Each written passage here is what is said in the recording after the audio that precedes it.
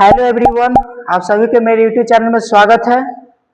आज हम बहुपद का भाग बताने वाले हैं जो इसमें पूछ रहा है कि गुणनखंड है कि नहीं है। ठीक है, देखिए क्वेश्चन क्या बोल रहा है कि भाग एल्गोरिथम के प्रयोग से जांच किया जाए कि बहुपद इतना का एक गुणनखंड है। ठीक है, तो देखते हैं इसको बनाकर क्या इसका गुणनखंड है कि नहीं है। गुणनखंड कैसे होगा हम पहले ही बता दे रहे हैं। गुणनखंड कैसे होगा, जब इसको हम भाग देंगे, ये px है और ये आपका gx है। जब हम px में gx से भाग देंगे तो rx यानी कि रिमाइंडर शेषफल अगर 0 आएगा तो समझिएगा इसका गुणनखंड है, अगर 0 नहीं आएगा तो गुणनखंड नहीं है। तो चलिए हम बनाते हैं।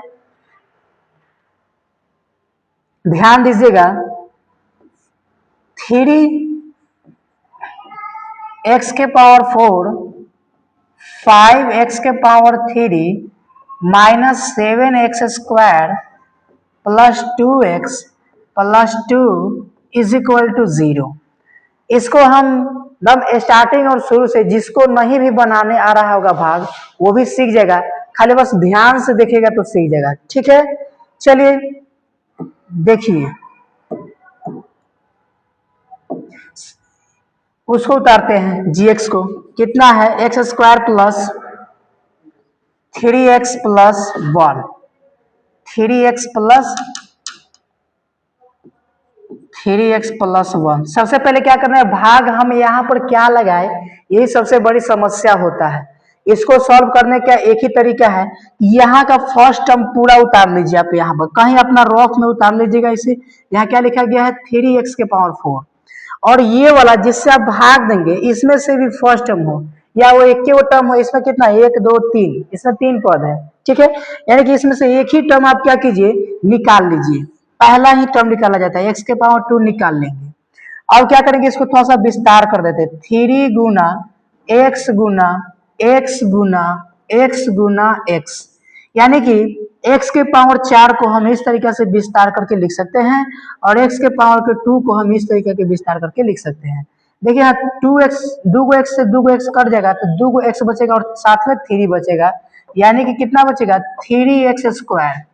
यानी कि हम यहाँ पर कितना से कर सकते हैं भाग, तो 3x स्क्वायर से क्या दे सकते हैं, इसका भाग दे सकते हैं।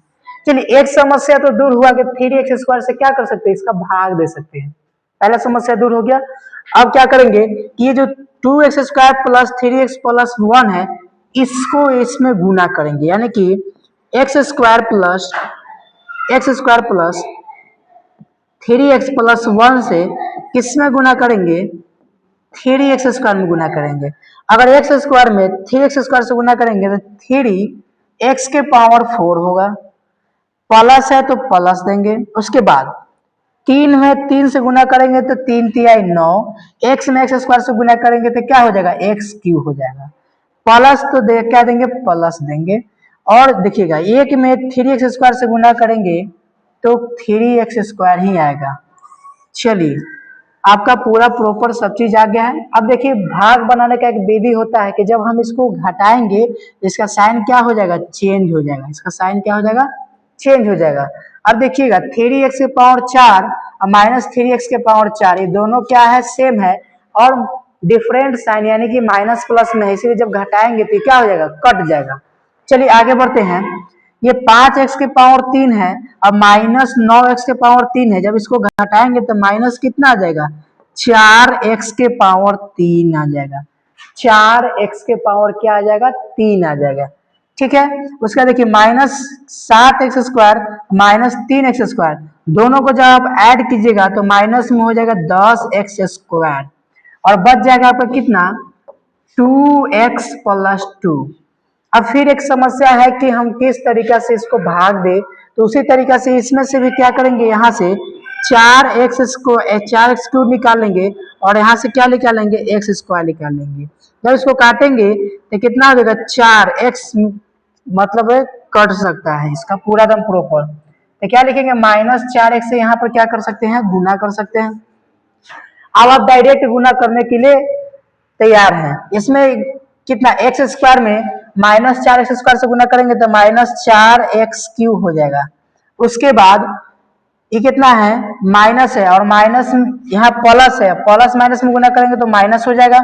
3 में 4 से गुना करेंगे तो 4 से कितना हो जाएगा 12। x में x से गुना करेंगे तो कितना हो जाएगा x²।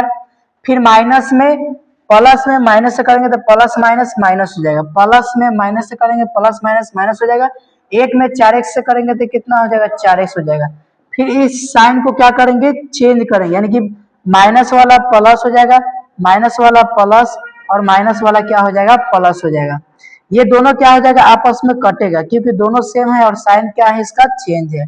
और एक और बात ध्यान दीजिएगा -10x² और प्लस 12x², जब इसको घटाएंगे तो कितना बचेगा 2x² बचेगा।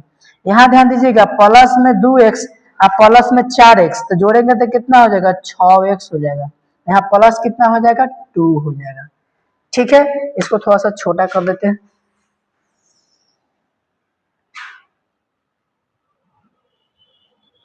चलिए अब कितना से लगाएंगे, अब कितना से लगाएंगे यहाँ पर देखिएगा ध्यान दीजिएगा, यहाँ पर कितना 2x², तो इसको 2x² लिख लेंगे। यहाँ पर यहाँ से 2x² निकाल लेंगे, 2x² निकाल लेंगे और यहाँ से x² निकालेंगे तो x² से कट जाएगा तो क्या बचेगा सिर्फ 2 बचेगा, यानी कि हम यहाँ +2 से क्या करेंगे इसको भाग देंगे। ठीक, +2 से तो गुना जब इसको में करेंगे x² में 2 से गुना करेंगे तो कितना होगा 2x²। फिर देखिएगा प्लस कितना है 3x, प्लस 3x में 2 से गुना करेंगे तो 3 दूना कितना हो जाएगा हुआ 6x और 1 में 2 से गुना करेंगे तो कितना हो जाएगा 2 आ जाएगा। बात समझ में आ गया। चलिए यहाँ पर ध्यान दीजिएगा। अब फिर इसको घटाएंगे तो क्या करेंगे साइन को चेंज करेंगे। चलिए प्लस वाला माइनस हो जाएगा, प्लस वाला माइनस हो जाएगा, प्लस वाला माइनस हो जाएगा। ये देखिए सब आपस में कट सकता है। देखिए 2x² यहाँ पर -2x² कट जाएगा, +6x² -6x² कट जाएगा, प्लस में 2 और माइनस में 2 सब कट जाएगा तो यहाँ पर आपका शेषफल कितना आ जाएगा 0 आ जाएगा। कितना आ जाएगा शेषफल 0 आ जाएगा। और हम एक बात बताए थे कि जब शेषफल 0 आ जाए तभी क्या हो जाएगा ये गुणनखंड होगा। तो लिखेंगे अतः इसका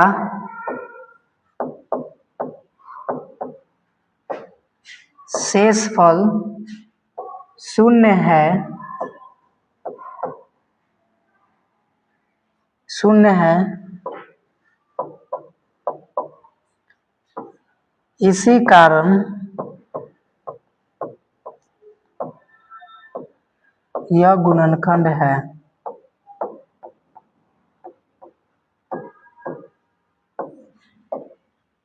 आप अपने लैंग्वेज में लिखिएगा तो ज्यादा बेटर होगा। ठीक है, आप कैसे भी लिख सकते हैं। इसका क्या है शेषफल 0 है, इसी कारण ये क्या है गुणनखंड में है। ठीक है, चलिए बने रहिए मेरे ऐसे ही यूट्यूब चैनल में, हम अच्छे क्वेश्चन लाएंगे। धन्यवाद, लाइक कर दीजिएगा।